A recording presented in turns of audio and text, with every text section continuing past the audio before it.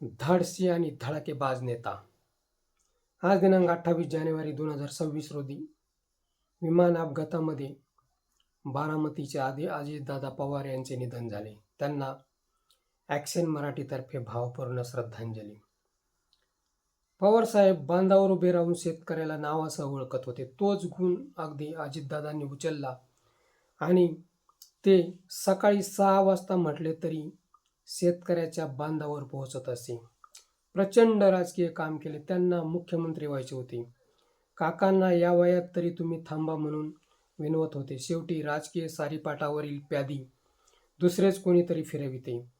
खुंटीवरील उपरणे घेऊन खांद्यावर टाकावे तसे अजितदादांनी काकांकडील राष्ट्रवादी पक्ष अलगद उचलला आणि भाजपबरोबर गेले. आपले विचार जुळत नाही असे शरदरावांचे मत होते. मात्र आम्ही विकास करण्यासाठी पावले उचलली असे त्यांच्या गटाचे म्हणणे होते. यात खरे काय किंवा खोटे काय ते कोर्टात प्रकरण चालू आहे. मात्र नियतीने भलताच डाव खेळला गेला. भाजपाने शरदरावांकडून अजितदादांना ओढून नेले होते. सुरक्षेची हमी सुद्धा त्यांचीच होती. मात्र सध्या महाराष्ट्रात भयंकर चालू आहे. रस्त्यावर पाय चालणारे सुद्धा सुरक्षित नाही. अजितदादांचे काय घेऊन बसलात.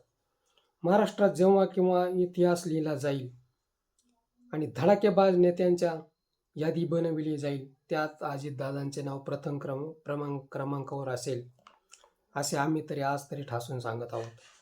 कारण अजितदादांसारखा धडाकेबाज काम करणारा नेता या महाराष्ट्रात आम्ही तरी दुसरा कोणी पाहिला नाही.